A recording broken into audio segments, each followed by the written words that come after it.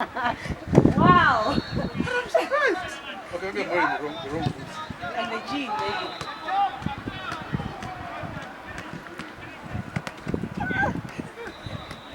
I'm surprised. Why did you stop then?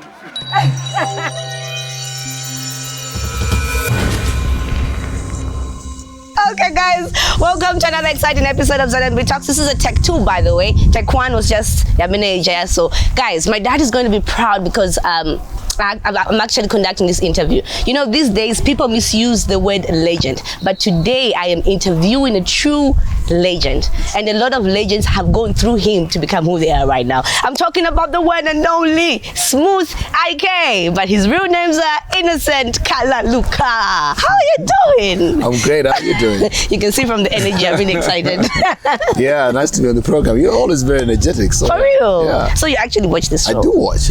Which one was the first interview you watched? Goodness, well, I watched Helen, biased, obviously, because I went through that. I enjoyed the Namandingo one. Oh. Namandingo is very... I like his laid back, and he speaks a lot of sense. I interviewed him before, so I know. So I was when I saw that one, I was very much looking forward. So when I was talking on the phone, I didn't know who I was talking to though. Are you serious? Yeah. So when he sent me the clip, I'm like, it's this girl. So yeah, said, I've been watching your interviews. Yeah. I was on the bus, and I remember saying, I don't know what to do, jump, scream, or what. But hearing that from you, honestly, just pushed me to say I need to do even more. You did one with this guy. I think he's one of the new guys now. What do you call? No. Muzo? Oh, Celeb is crazy. No, the guy who's at Lusaka something. Mix Kasamwa. I don't know what that's his real name. He does a Lusaka Starter Pack. Yes. I think he's a crazy guy.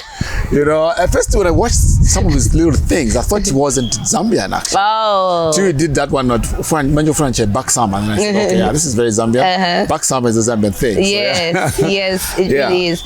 I'm yet to learn a lot of things from you. I think this is not an interview, but I'll call it a conversation. We usually see you on TV, but we want to know like the real Innocent Kalaluka today. So roughly, how many people have you interviewed? Roughly. Wow, I think I've done over 1,000 interviews, man. Seriously, I've been doing Smooth Talk for 19 years. 19 years. So that's a lot of interviews. I don't know, and I interview like at the most 5 people on the show. So wow, you know, wow. Do the math. I can't. Wow. Do you listen to a lot of Zambian? Obviously, you do listen to a lot of Zambian music. I'm looking for a good term. Short of saying stupidly patriotic, you know. By that I mean I hardly listen to any other kind of music. I've traveled.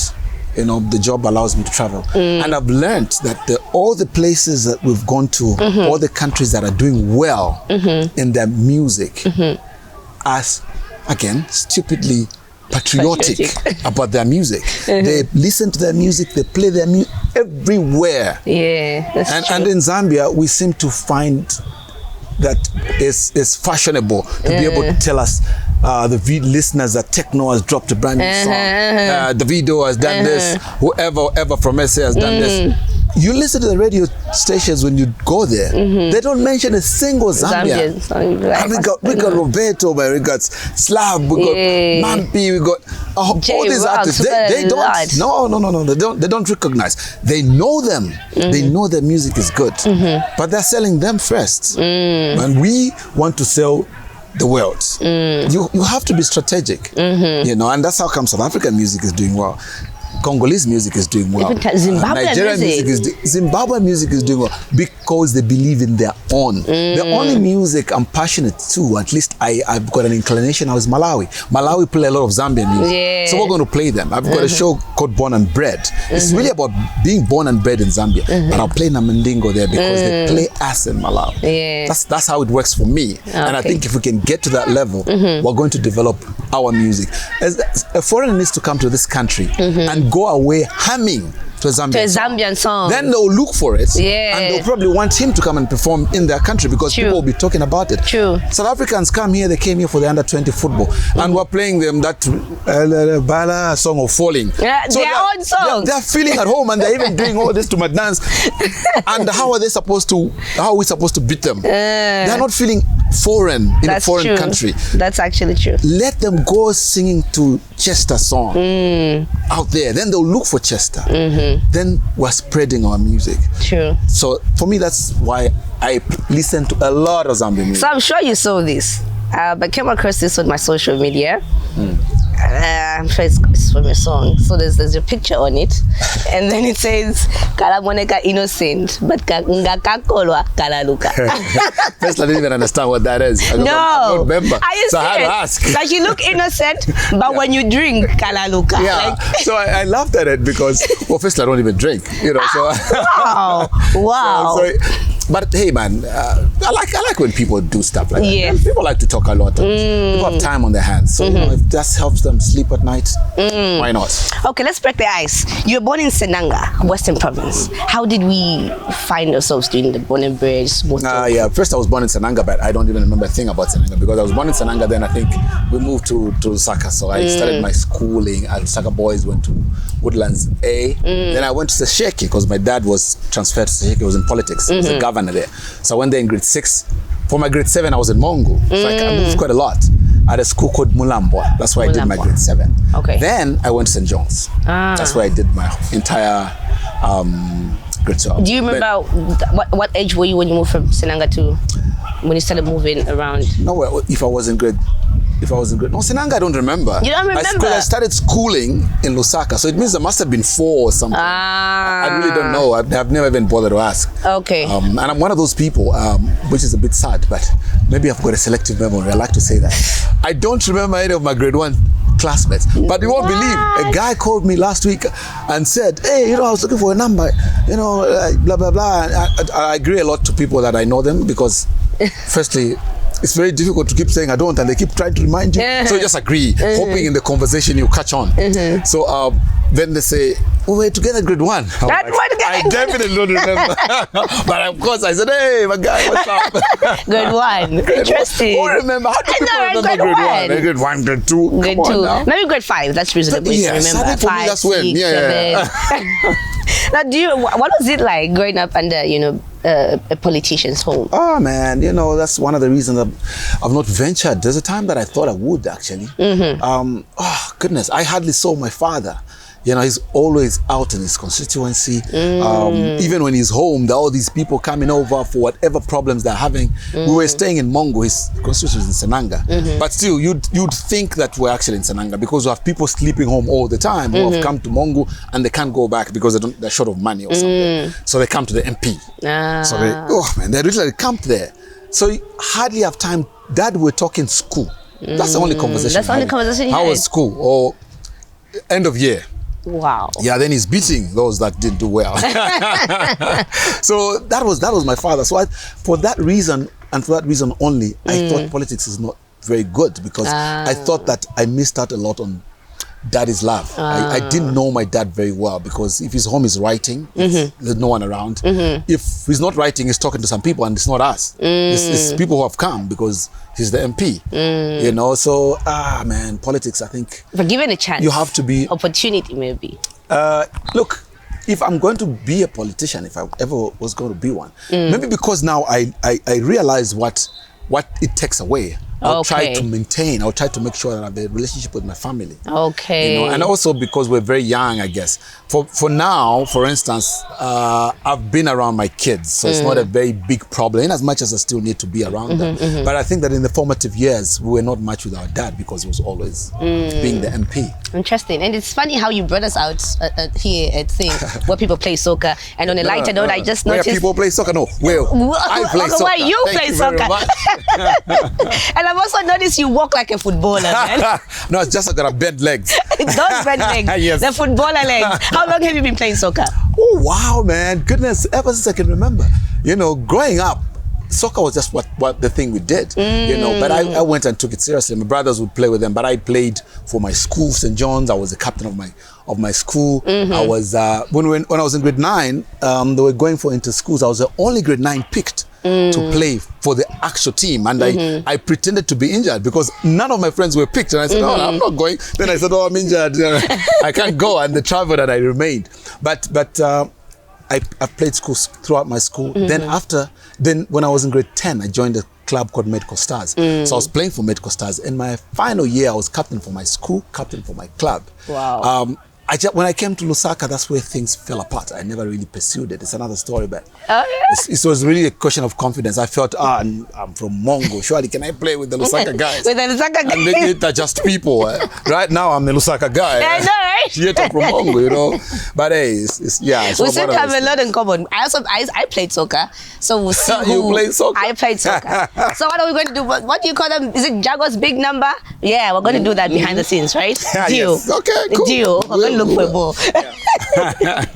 Okay, you mentioned that you moved from this province to the other province. How did that affect you as a person and growing up? How did that affect you? Well, it does kind of affect you. You know, your parents are living their dream, and I think for a child, you're not really living your dream. You've got friends who you leave.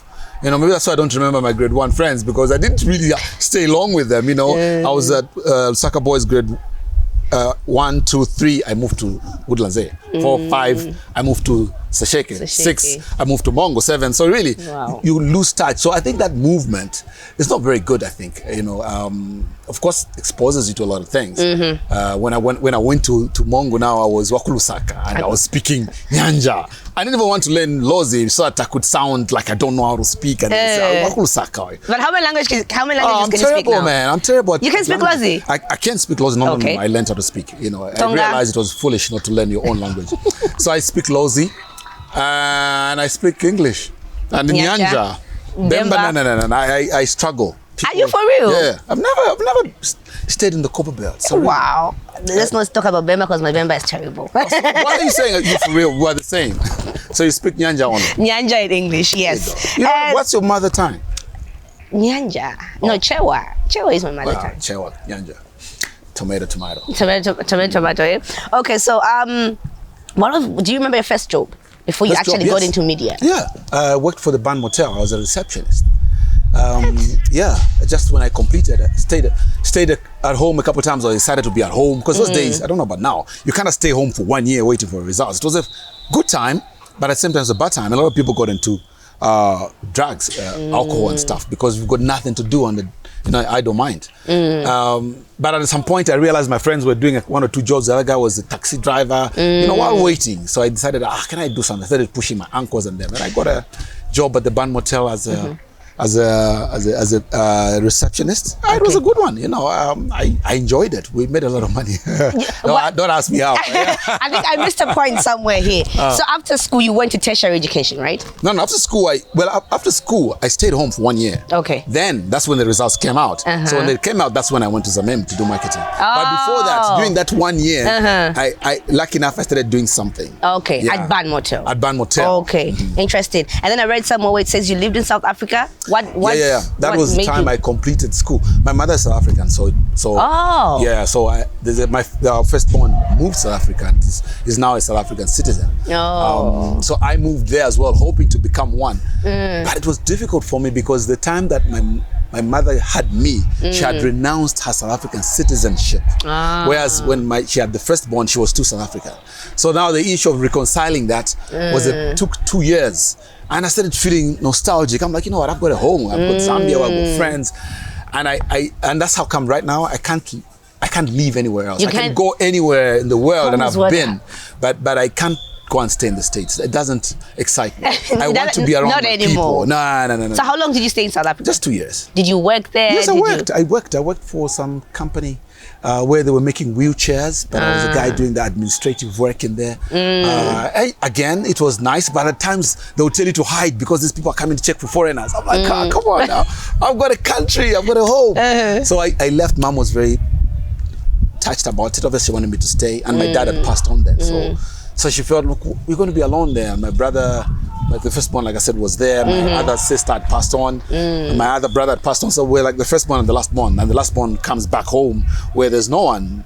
So you're the lastborn? Yeah. But see, again, that in common. Lastborn. So yeah, but it was a good time to learn the culture there, to understand mom's side also, you know. But I that's the reason now I fell in love with my country, because then I felt like, you know, you can do everything else, but you can't celebrate achievement in a foreign country. Imagine you make a lot of money and you doing what? spending it with who? Yeah. Some guys that hardly know you. Yeah. I'd rather families here, cousins are here, friends I've known, you know. Yeah. The Zambia national soccer team wins 2012 and I should be out in Nigeria doing what? But are you still in touch with your South African roots? Yeah, with my mom is there, you know. My brother passed on again last year, so not My there. goodness. But yeah, my mother's there and my stepdad. I go there. Oh, and okay. my niece is there, so I go there a lot. I visit my mom except for last year because of the corona. I haven't been this year as well. But I visit my mom and she comes over as well. When I look at our industry here in the South African industry, there it's like they're kind of like doing much better than us here. Yeah, and seeing to it that you actually have the opportunity to move. Why are you still holding back to Zambia? Well, because I think that it was God's design for me to go to South Africa for 2 years and see what makes them tick. And that's how come I'm so passionate about Zambia, because I know that it can work. We just need to start believing in ourselves. We need to start buying what is Zambian, for instance. That's how we don't have a lot of people manufacturing Zambian things, because we all believe in what is foreign. You know, even music, which is really good, I think we've advanced. But people, you'd find they are driving, they would rather play a Kwaito song or a piano song than play Chester song. The moment they come where there are people that want to change the song because you're Zambian, for crying out loud. For real. So South Africans actually you know what I'm saying? So I think that going out there to see what they do. I mean, that's the reason I even started my talk show, because while there, I watched a lot of television. The adverts are out of this world. I was watching, you know, in Zambia sometimes, now we're catching up. But there was a point in Zambia where when you're watching a program and it goes to a break where they're running adverts, then you can go and get whatever. In South Africa, I would go and get whatever, the snack or whatever, while I'm watching, because when there's a break, I'm rushing to sit down and watch the break and the adverts. They're brilliant. But with talk shows, I watch them build up to a talk show called Fat Joe Live, and I was like, oh wow, this is going to be the one. It was in the papers, and when I saw it, I said, this is what they were excited about. They push their programs like it's the best thing ever, and that's how I thought I can do this. You know, there's nothing to it really. No, I'm not taking anything away. I'm just saying the hype was more than it was like England. It's never the best team, but careful, it's going home. Right now they're seeing going home, but the Italians there.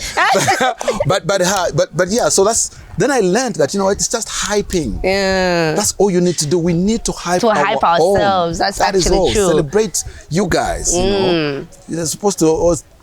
South Africa wants to interview me, want to interview me. I rush there. No, I'd rather rush here. And what he's saying is actually true, man. It wasn't really difficult to have him on my show. I don't remember this because he's watched it before. But honestly, shout out, man. Like, we need more people like you. We need more OGs like you that are like also tapping into this new talents. So I respect that. And before you started TV, you actually on radio.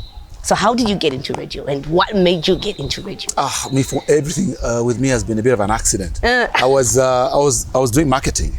Like I told you, I did marketing at ZMB, then I went to do on attachment at ZMBC in the marketing department. But then I struck a relationship with a guy called Innocent Kalaluka. He was on radio. So I would go and sit with him in the night, he's doing his radio, and I'm just watching, not to want to play, but to just watch him, because after that we're going somewhere. But I liked a show he used to do called short story reading. I love to write and read a lot. So he stopped doing it. So I said, hey guy, why have you stopped doing that short story reading? He says, I've got too much on my plate. Would you like to do it? I said, no, I don't do radio. He says, you can't read. I said, of course I can read. He said, yeah, that's what I do. I just read. You just read. I'm like, okay, maybe I could. Then he says, okay, talk to the person in charge of Radio 2 then. And they said, okay, do audition. Then I auditioned. I read and they recorded it. And they said, yeah, you can. And that's how I started doing Radio 2, short story reading. Never ever thought of doing music like my friend. But then a lady called Doris Mulenga heard my show, the short story reading program. And she was talking to Innocent actually. She said, Innocent, you've stopped doing that program. And I was there. That short story, it's not you who does it. I've heard it, but I've never listened it to the end. So I don't know who does it, but he's got a good voice. And I'm right there. So Innocent said, well, it's actually him. It's Innocent. Oh. She just said, oh, okay, you know, you read very well. Then Innocent says, he would also like to audition for radio. Actually, she said, why isn't he saying it? For me, I was joking away. I said, yeah, actually, I would like to audition. So, okay. And how old were you? Do I remember? 20. Oh, man. I don't know. But anyway, she said, do you want to... So she said, okay, audition. So I said to Innocent, guy, I can't do radio. I can't do this. Radio's voice. She likes your voice. You can do radio. And that's how we sat down and he started saying, okay, you play. And you know what it did? I think Doris doesn't know this. He says, you're going to... She used to go on radio also. So you're going to play her songs, her old school kind of songs. Play those songs. She will like the songs already and she likes your voice. You can't lose. Yeah. So we played her songs. I didn't even know the songs. I just mentioned the titles.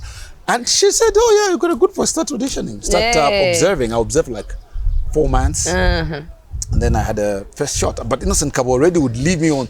If he has a phone call, somebody has come to see him. Well, Kachukai was mixing the chabi, was like cappuccino. I'm like, he goes. So then we are there panicking, like, okay, if it finishes, then you play CDs then. You play this one. Then all the songs you put are done, and now you're looking for what to play yourself. What to play now. It was like that. That's how I started radio. Do you think it's easier now, or it was much easier? It is easier now. It's very easy now because first of all, there are a lot of opportunities. Okay. There are a lot of radio stations. So, if you've got the interest, I think the opportunity is easy to get. Of course, you get a lot of DJs that sometimes are not really cut out for it because the owner of the radio station needs a DJ, and the moment you say I can, he puts you there. Yeah. But with the competition we had then, everybody wanted to come to Radio 4, to ZMBC.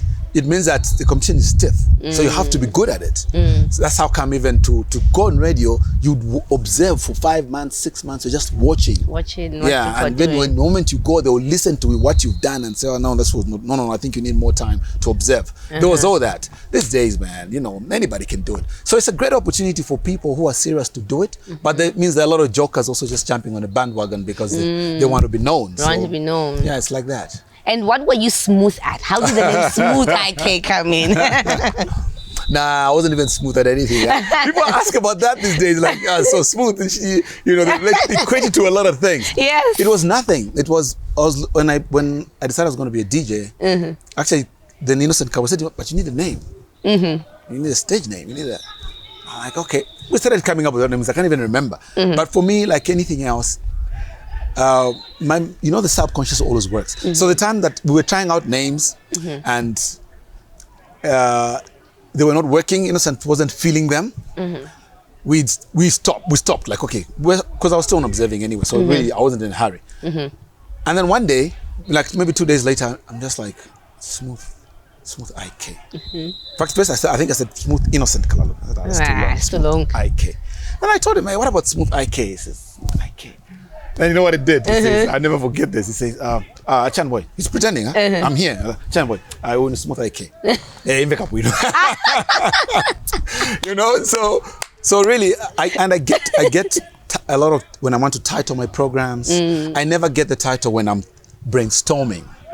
But my brain keeps storming, so that one day I'll just, it's going to be called this, and I do that a lot at work. They're talking about this. Okay, let's have a working title. Then we'll come up with a title. Okay. So we keep a working title, and a day or two later I'll come and say, now this is the title, and it will be like, oh yeah, that's a good title. Nice. So that's how the name came. Really, that was the first time I learned that about myself. Nice. So I don't stress when I can't come up with something, because I know that eventually it will come. Yeah. So I'm guessing the name birthed the talk show, Smooth Talk. Yeah, and even that, it wasn't even that. It was a talk show based on, I wanted to do a talk show. I was looking for a title. In fact, it was Friday Night Live or something. Then Karisto Chitamfia said, you know what? Why don't you give it your name? It's your talk show. Give it something about you. And I said, okay, Smooth. Okay, Smooth Talk. That sounds better. Name. That's how the name came. It wasn't planned from radio. It was just that Karisto demanded that. And that one I didn't think a lot. I just said it because my name was already there. Smooth Talk. Okay, so before I actually move to the next chapter of your life, I want to get some of the craziest memories you can remember or recall from, let's say, the time you're getting into radio up until you started your talk show, Smooth Talk. Any funny memories or anything you can say, anything any story you can tell to say, this is what happened to me at this point, or with this person that we might know of.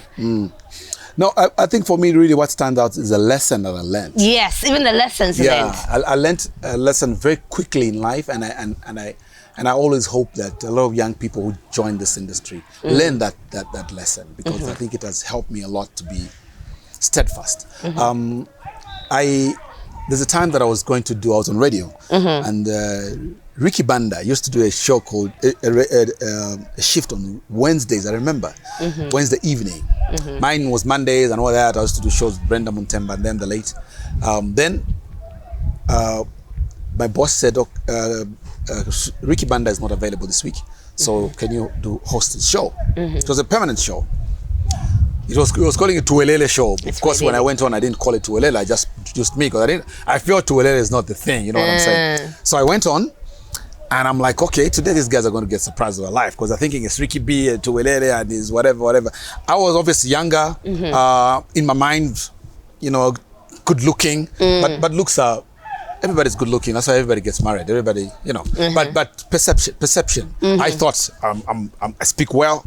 I look good. He's a bit old school, so I'm the guy. Yeah. So fans will be happy to hear me. And I'm on radio. I'm there, smooth IK, blah, blah, blah. Then I open the phone lines at the time that he does open his phone line. And I got maybe like 7 calls where people are calling, hi, smooth IK, hi, how are you doing? Where's Sweet Ricky? I'm thinking, well, he's off today, It was putting me off because I thought fans are excited to have me. Yeah. So it disappointed me, but afterwards I learned something from it. I learned that, you know what? It's not really about me or you. If you're doing this show and you're doing a great job about it, I told you that I like the fact that you're natural. Yeah. You laugh, you are real. But you have a fan base right now. Do I? Oh, yeah. I mean, I'm one of your fans, like I told you. But like in my case, anybody doing my show will develop a fan base. Anybody doing radio will have a fan base. So Ricky Banda had fans.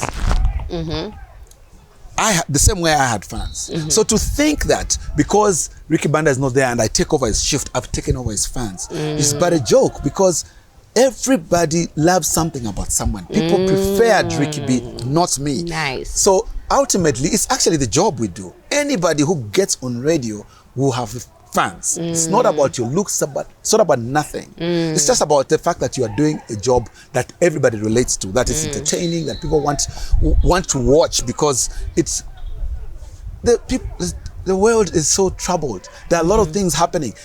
We give people a great time, so they like to watch us. It's not about Innocent Kalaluka. If I've got the looks and whatever else, that's just luck that I have them. It doesn't take anything away from the fact that if at all I didn't have them, as long as I can present, people will watch me. True. So if people realize that it's not them, it's the job, I think then they'll have their feet on the ground. Nice. It's not you, it's the job. It's actually just a job. It's the job we do. We're in the public eye, so people watch us, people know us, people will say hi to you, people will buy you a beer, those of you that drink, and you think that, oh, I'm the man. No, the job that you have is the job. An accountant is making more money than you, probably a fun guy, even great personality, but who knows him? No one. You are lucky that we know you because you're in the public eye. So that doesn't make you any different or any better than the next guy. But I think a lot of young people, even not very young people, a lot of people believe that it's them. I can't do this, I can't sit here because I am smooth IK. Guy, you're just doing a job that is in the public, and people love being entertained. Nice. That's the only difference between me and maybe this gentleman who's doing sound. That's all. Yeah, true that.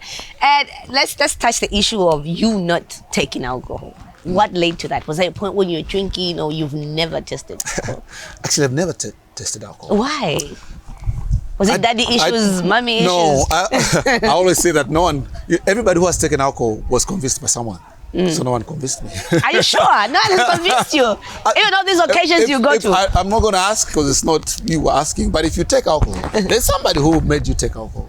So that person convinced you to take alcohol. That person in my life never existed. But having said that, really, my brother, almost everyone around me takes alcohol, even my brothers. And I would say this, my brother was a bit of a drunkard, and I saw how my parents struggled with him, how they would complain about him, and I slept in the same room with him. Sometimes he would vomit and he sleeps, and I can't sleep in that room with that smell. I end up cleaning the vomit myself because I want to sleep. Well, at least you had people that convinced you not to take alcohol. In that sense, Yes. without necessarily saying it, because I saw how my parents were not happy with him, and I decided I'm not going to make my parents unhappy. You get? And I saw what it did to him. He would rather go to drink than to go to school. And I said, this can't be nice. You get? So in that sense, then it was very difficult for the next guy to convince me to drink, because I'm like, guy, I know what this alcohol does. You know, it doesn't excite me at all. Yeah. But having said that, even now, almost all my friends drink, and I find guys that don't drink to be boring. So maybe I stay with people that drink so I can be seen not to be boring. Okay. Look, when we look at your trajectory, really, 19 years of doing a talk show is a very, very long time. And most of the times, society is much into women, focusing on women, like what challenges do they go through. And I don't know if people have just decided not to pay attention to the males, but I want to find out, what are some of the challenges that you men go through in this industry? In this industry? Well, these days, it's the strangest thing, but the world evolves, and you know, and if you want to live in the past, then you get overtaken and you get lost. You know, these days, it's a sad scenario, but there it is. Those days, you girls, the issue with you in the industry is that you got too many guys coming to you, and you know, but things have changed now, because a guy like me in this industry now have 18-year-olds hitting on me and wanting to send you stuff. You know what I'm saying? So now the challenges are almost similar, because whereas those days it wasn't happening for a guy, these days it's happening for a guy. As long as you're in the limelight, as long as you're a footballer, you know, ask Patson Daka the kind of issues that he's facing. He's having women all over, not just hinting at him, but deliberately telling him that I can do this for you. So you know, the challenges are there. So really having to look, I'm married. You want to keep your marriage. You want to keep your name. I've worked so hard to be where I am right now. To be messed up by one little young girl. You know what I'm saying? So there are all these challenges that come, you know, and it's not like I'm a blind dude. So I can see, you know what I'm saying? But at the same, all the time you have to convince yourself to try and maintain, to try and look at the bigger picture, because that's what it is in the end. When I just look at the smaller picture, and in it there's a smaller person, it's easy to say, hey, you know what, we can have a great time with her. But then things happen and everybody gets to know about it, and people lose confidence. I mean, I have people who come to me, parents who come to me to tell me stuff about their children because of the shows and the people that I know who want our child to be taken to this because you talk to these people. Some people have told me about those days, HIV status, some very secretive things about themselves because they trust me. So I cannot afford to break that trust that people have developed in me. So I really try very hard, but I try to really maintain. You know, like I said, I'm no angel, but I try to be steadfast and to appreciate that there will be these things are there, and I have to be aware and deliberately so. But one of the things that works for me is that I love my job. So I'm very busy. I produce 6 programs in a week. Wow. So except for Monday, I'm producing a program every day. Wow. And that keeps you busy, believe me. You know, so at times, this girl, you're chilling, you're talking to her a couple of times, she just realized, this guy, goodness, you're always busy, man. It helps because of my busyness. So I'm very busy, and I think that's what really has separated me a bit from, you know, most guys.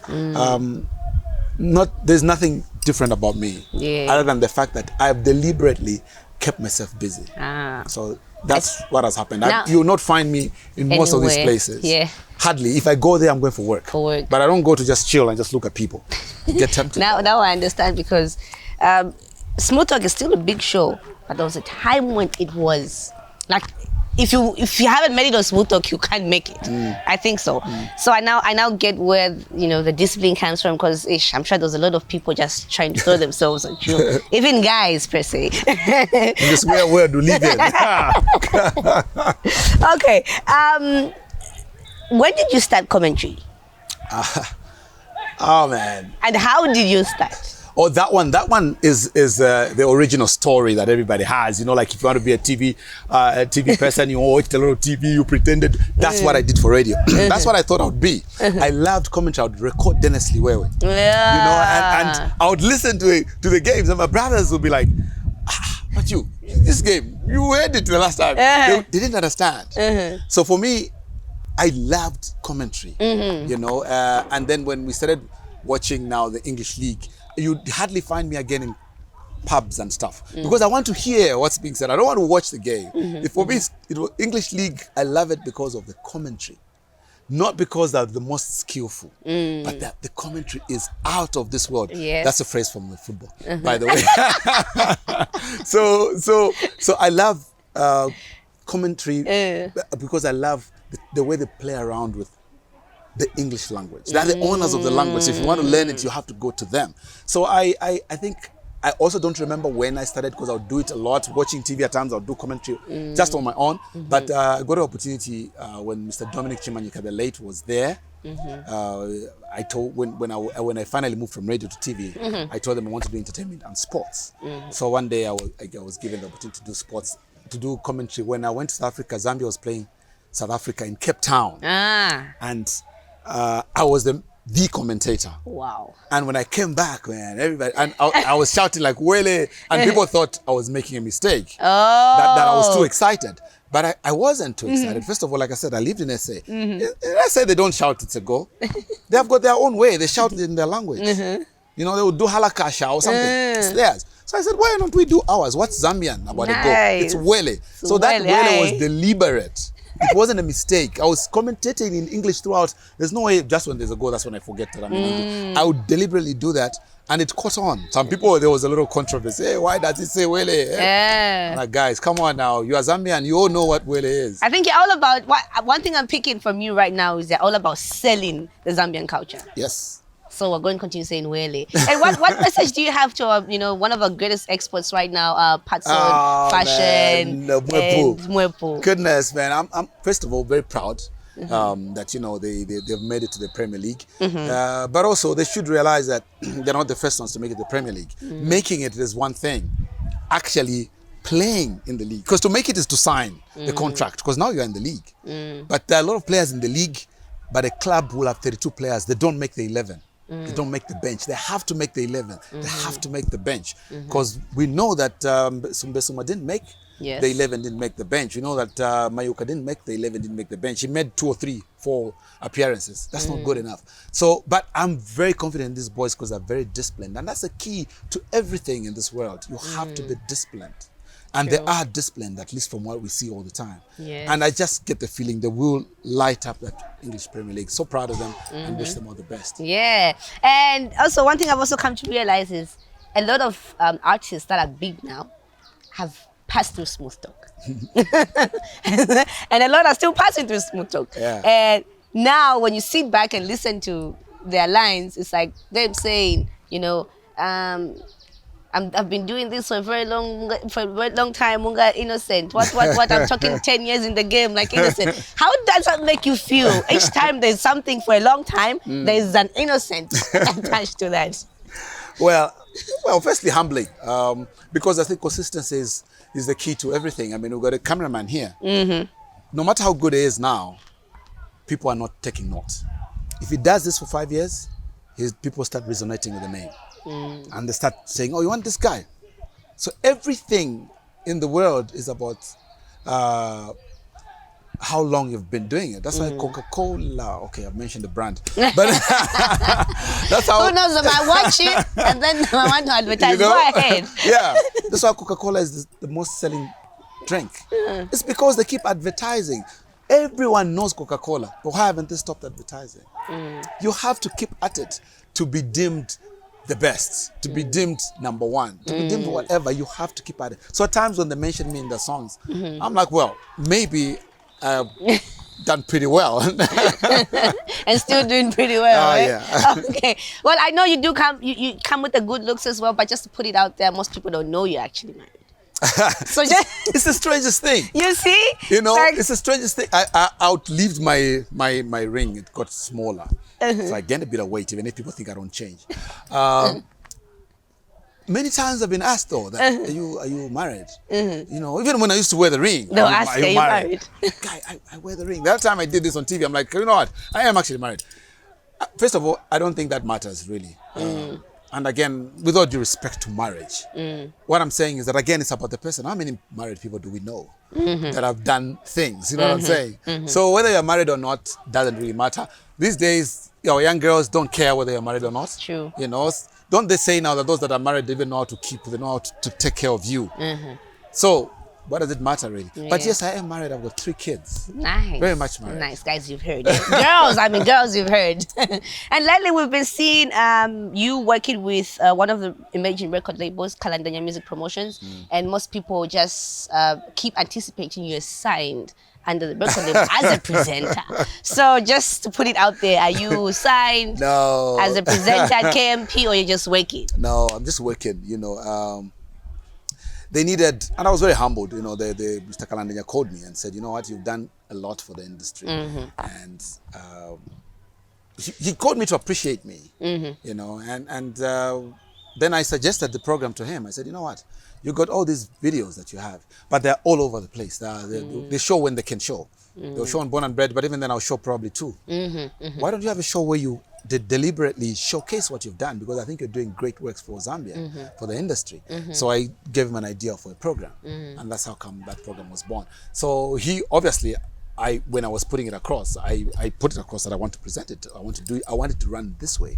So he said, yeah. Then we got that lady Nasi, who people were saying is my wife. we got Nasi on board. I worked with Nasi on Smooth Talk for some time. She was doing the social media aspect. She would like come on the show and tell me what's happening. By that, we're telling the viewers what's happening on social media. So it was very easy to click with her because she works for Kalandanya now. Yes. So it was easy come together with him because he appreciated what I did, and I decided, hey, you know what? I've got something I think you can do to up your name and also your artist. So I wrote down an idea for him, and you know he ran with it. So I don't work for Kalandanya. I do a production with them. Okay. Do you ever see yourself handing over Smooth Talk to somebody? Let me tell you about that question I've been asked many times. I want to know. Yeah. It's like, I always say this. Oprah handed Oprah Winfrey show to who? No one. Larry King Live handed Larry King Live to who? No. But currently the Littman show. There's this Ellen DeGeneres just trying to find a replacement. Yes. So do that. First of all, you don't need to wait for me. Start. So I don't know why people are like. I'll take that as a no. I am moving. It's not even a no. Let me tell you what journalists are about. You know, like we had Frank Talk that Frank used to do. No one took it up. Even I never even thought of taking up that show. You know why? It's got a name. Okay. Shows that are taken over are shows like Born and Bred. I used to do Born and Bred. Now I don't know how many people have done Born and Bred now that I've put on the show. That's how it works. A show, because if you put yourself on a show like Oprah, you'll be compared to Oprah throughout the stay. And Oprah fans will never forgive you, will never like you, because they'll always want Oprah. But when you come with a different show, when you come on a show like, I'll use the NBC shows, Kwacha Good Morning. It was started by Frank Mutuli. But it's called Kwacha Good Morning. Even I have presented it. And I've never been compared to anyone while presenting it. But you cannot present a program like Ellen DeGeneres. Believe me, that one will never be handed over to her. Because that's her name. Yes. People expect you to be like her, to laugh like her, to bring out the craziness like her. You can't. Everybody's unique. So as long as the show has a tag like that of a person, the owner of the show, it will never be taken over. And that's how come people just don't see. But which program do they know that is hosted by a person and that's the name has been taken over? There isn't. So I can leave Smooth Talk. No one at ZMBC will take it up. Unless it's a young, excited journalist who doesn't understand. And even them, he will be advised to say, but you know that you'll be compared to IK throughout. That's what you want. And you can't beat the original. Not even that I'm better than you. It's just that people are used to me. I can't do your show. What is your show? What are the? No, I think you can do it. It's ZMB Talks. Oh, yeah, that one you can do. But if it's at your name and You another can't. female comes, they'll always say you can't do it like your name will come in. So I will stop doing the show. I don't know that anybody will pick it up. No. I'll be surprised if somebody did, because even I didn't pick up from anyone. Why don't you want to be the originator? Why do you want to take over somebody's? Innovate. You think, okay. Yeah. Nice. And just before we wrap it up, like what's next for you? Seeing to it that you've gone big in this media industry, especially here in Zambia. What's next for Innocent Kalaluka? I like how you say here in Zambia. Well, I'll be here in Zambia because, like I said, I think that to go out there to do what? To develop other places. For me, I mean, I have enough respect for people that I've got there. I mean, this is just my principle. I mean, Yes. Trevor Noah is doing great in the US, and I Yes. love him and I watch him. You get, but that's just not me. For me, I would like to be able to inspire the younger generation from here, to be able to sit down with them and talk to them and tell Nice. them and give them the opportunities and open up opportunities for people. Nice. That's what I do at ZMBC. People just see me doing smooth talk. They don't know what you're doing. I mean, we had KK's legacy just now, 21 days. I worked for 21 days straight producing that production. Nice. So let's and know in some that of the way, 6 I'm helping productions people. that you produce at ZMBC. Take It to the Max, Take which to the has, by Max. the way, has run for 12 years. Wow. No, 13 years. Wow. So when I start something, I run with it. It's longevity. Yeah. So I've done Take It to the Max. I do Born and Bred, produce Born and Bred. I produce Born and Bred Throwback, the 2. Okay. Yeah. I produce Fridays, a comedy show. I produce Smooth Talk. And I produce, what's the last production? Sheesh. Is it the KMP one? Well, yeah, in fact, I was doing KMP, but that actually was the 7th. But I never counted that one because I don't know. When I'm not in charge of a production, if it can end when the owner decides, I don't really put it on my pile. Sounds to me like there's so much pressure. Do you ever feel like stepping down? Because working with different people. You know, when you do, and that's one thing about people and maybe what people need to do. When you do what you love to do, the pressure they talk about doesn't exist. You get, Patson Daka plays, these guys in Europe now play football 3 times in a week. Yes. Those days it was once a week. You tell me that any of them will say, pressure. That is when they're leaving, when they're playing football. They are alive playing football as opposed to not playing football. So if at this moment, like where I see you smiling all the time, if this is a time that you really smile, this is the time that you feel alive. I don't know that anybody can tell you that you're tired of it. Yeah. I'm not tired of seeing something blossom. You know, I've had shows, Lena and them, and I watch them these days that are Kazia, that I've helped to start, especially the beginning when they're making mistakes and you're laughing with them. That feeling doesn't go away. I can't get tired of trying to impart the little I know. I cannot. So I don't get tired of producing. That's when I feel that I'm leaving, when I'm producing. Nice. To do anything else, and that's how come people need to know what their gift is. God has given a gift to everyone. And unfortunately, sometimes people go to their graves not knowing their gift. You know that guy, Twetwe? The guy who used to do burgers. That guy used to sing. Yes. I don't think he was a very good artist. But then he found his gift in cooking. And I think it was one of the best that we ever had. So sad that we lost him at such an early age. True. But I think he was happy. He did what he loved to do. You talk to him, I've interviewed him on his cooking, and you can see his smile on his face when he's talking to you. Yeah. Because now you can tell he's in his element. And that's cooking. So when you're in your element, you feel that that's what you're on this earth for. So if you're not doing that, then what are you doing? If I'm not doing production, I'm not being presenting, I mean production. For me, I can do camera, I can do sound, I can edit. I can present. I do everything around production. Whenever when you're not around, we have someone to Just come and get me. And I know that I had to be told to say, Innocent, because I'm filming sometimes and people are looking at me. And I think that one time, say, why is he filming? It wasn't an issue for me, that I'm filming. And at work, when they say there's no cameraman, I'm like, give me the camera. I go and film it myself. This is me. Everything about production is me. So I can do anything else, but allow me to continue production. The day I leave ZMB, I will be producing. Not to say I will now sit in an office and do PR or something.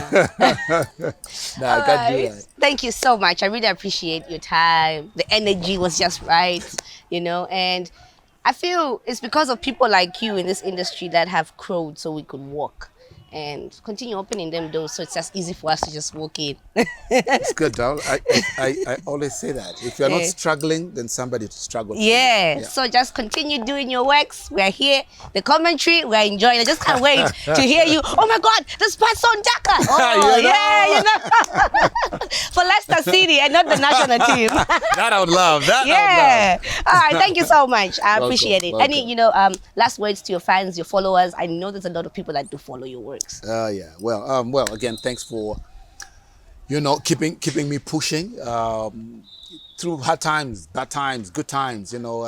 This job, you make mistakes, the public. Yes. Yeah, and Zambians were good at dealing with the mistake more than the good thing that has happened. But I guess that's what, even in news, bad news is more newsy than good news. There's an earthquake, then it's news. When everything is calm and people are doing well and they're making their money, there's no news. So it's fine.